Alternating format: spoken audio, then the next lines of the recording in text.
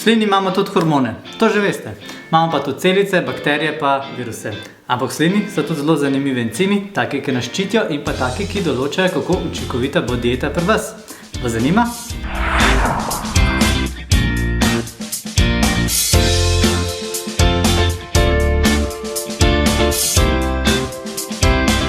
Že, dobrodošli nazaj na kanalu Moj laboratorij. Lepo vas je videti. Upava, da ste tudi vi kaj pogrešali tole najino javljanje v YouTubeu.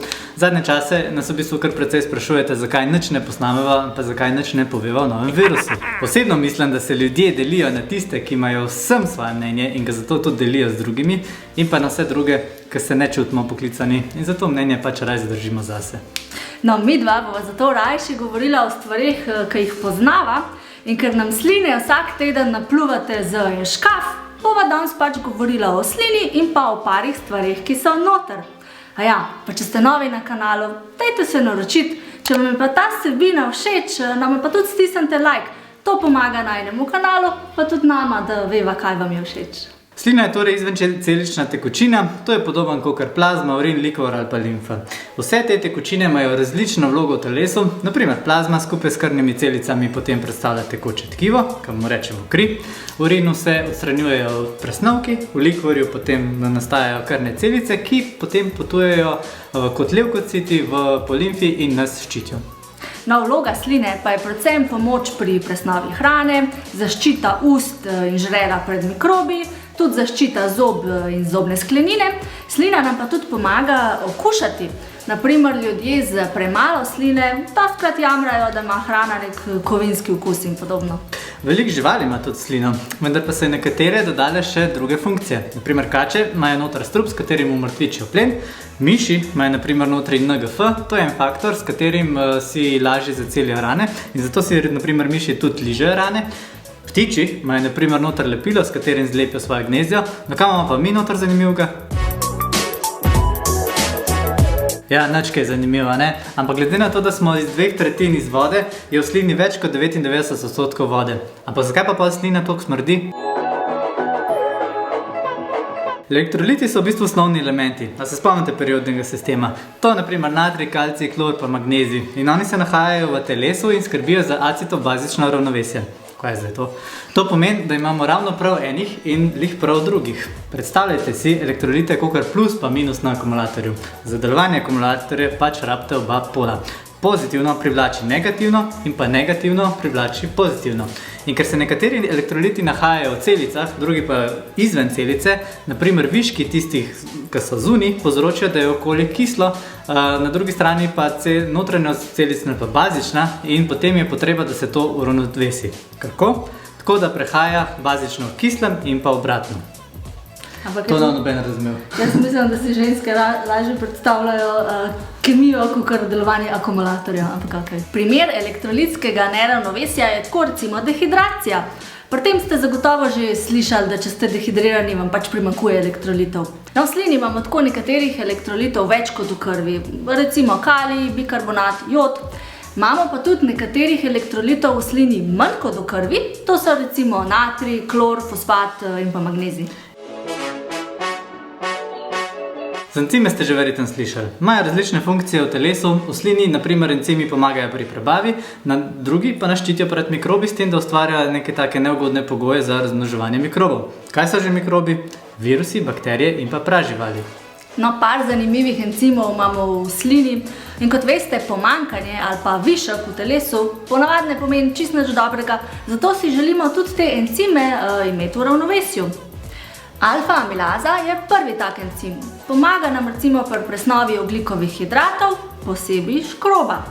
Škrob je v bistvu kompleksen ogljikov hidrat, njegova presnova pa je pospešena pri tistih, ki imajo visoke koncentracije tega encima, se pravi alfa-amilaze v slini. A veste, kako so to sprobali? Izdelali so bonbon, ki je v bistvu vit v škrob. Predstavljajte si, da je noter v krompirju skrit en bonbon.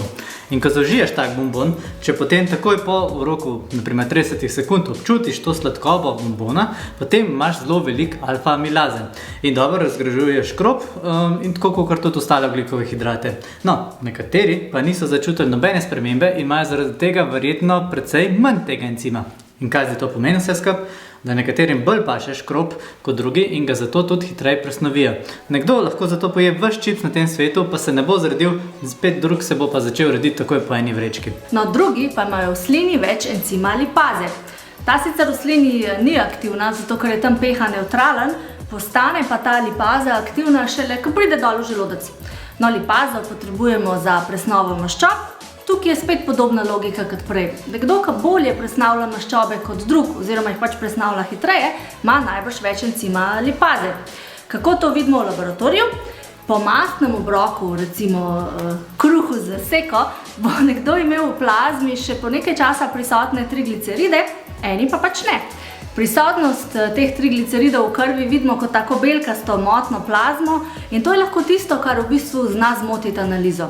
Gre za trigliceride, ki se še niso vsrkali ali pa je njihova koncentracija pač stalno visoka.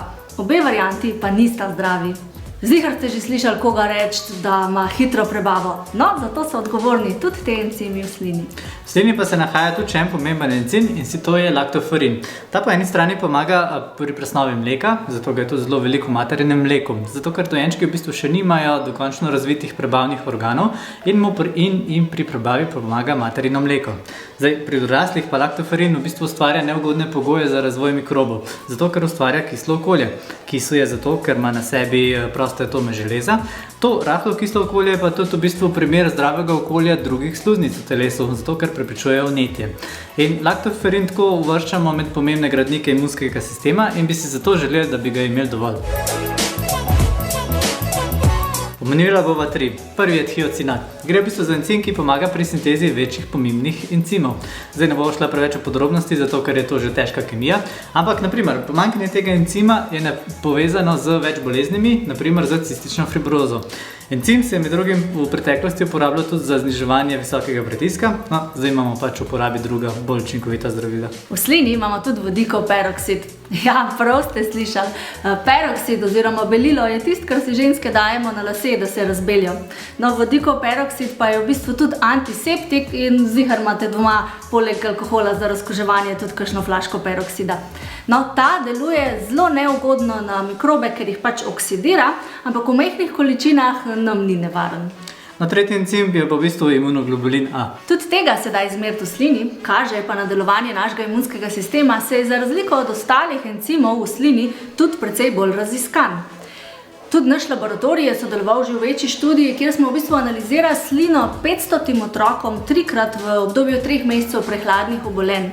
Ugotovili smo, da večja koncentracija protiteles IgA pomeni manj sezonskih obolenj, to so viroze, prehladi, gripe in podobno, in pa da na drugi strani manjša koncentracija teh protiteles pomeni več obolenj. No, ta IgA v bistvu kaže tudi na kakovost in delovanje našega imunskega sistema. Zanimivo je tudi to, da se giblje obratno kot CRP, se pravi C-reaktivni protein. In sicer CRP narašča ob okužbi in je nizek oziroma nemrljiv, ko okužbe ni, IgA pa v bistvu lehko nasprotno, se pravi je visok, ko ni okužbe in nizek, ko je okužba.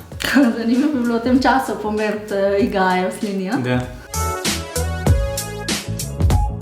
Mi jih določamo zato, ker je to trenutno edini način, da pridemo do prostih vrednosti hormonov. Zdaj razlika med prosto in pa vezano obliko v krvi sva že razlagala, tako da mogoče si lahko gledate tale video. No, hormoni v slini pa v krvi prehajajo prek membran, zato ker so hormoni majhni, pa prehajajo v bistvu samo tisti, ki niso vezani na protein, torej samo prosti. No, zdaj pa že veste, da hormoni vplivajo na naše razpoloženje in zato je v vsakem trenutku možno izmeriti naše razpoloženje iz sline. Izmerimo lahko tudi kortizol, ki kaže naš trenuten odziv na stres. Kortizol nam zjutraj pomaga vstati, zvečer pa pove, kdaj je čas, da gremo počasi spat. No, progesteron, estradiol in testosteron pa tvorijo trio spolnih hormonov, ki pri ženski uravnavajo cikel menstruacije. In pa tudi v bistvu uravnavajo vašo tečnobo? Ja, je pa podobno tudi za moške. Zdaj, v slini lahko zmerimo tudi še DHA, ki deluje kot protiutež kortizolu, in pa melatonin, ki ga čez dan ni, na to pa nam v bistvu zvečer omogoči, da zaspimo in trdno spimo celo noč. Kaj še not? Poleg prej omenjenega v slini najdemo še mokine. To so v bistvu različni kompleksni ogljikovi hidrati, sluz, če hočete drugače, taka lepljiva snov, ki vsebuje vse prej omenjene snovi. V primeru okužb pa se v bistvu poveča proizvodnja. No, najdemo pa tudi človeške celice, cirka 8 milijonov na 1 ml sline. Večinoma so to levkociti, ker je slina, tako kot sva prej rekla, v bistvu podobna limfi. Najdemo pa tudi do 500 milijonov različnih bakterij v 1 ml sline. In bakterije so se zelo dobro adaptirale skozi milijone let in zato za njih naša slina predstavlja ful dober habitat. Bakterije v bistvu tudi presnavljajo in izločajo manjše organske kisline, ki pa lahko povzročijo ta neprijeten vonj sline in pa tudi zadah. No, vse te snovi imamo v slini, verjetno pa imamo v sledovih še kaj drugega, kar še niso odkrili. Nas v laboratorijih v bistvu zanima še vrednosti nekaterih drugih hormonov, kot so naprimer serotonin, to je hormon sreče, pa oksitocin, to je naprimer hormon zaljubljenosti. Veliko zanimivega bi se v bistvu tako dali izvedeti iz tega. Tudi če bi naprimer testirali alfa-amilazo pa lipazo pri nekomu, ki je naprimer na keto dieti, v primerjavi z nekom drugim, ki poje veliko rastlin. In zaradi tega verjetno poje več ogljikohidratov in pa manj maščob. Evo, upam, da ste zvedeli s tem videom kaj novega. Bova se tudi midva potrudila, da v prihodnje bolj pogosto objaviva nov video.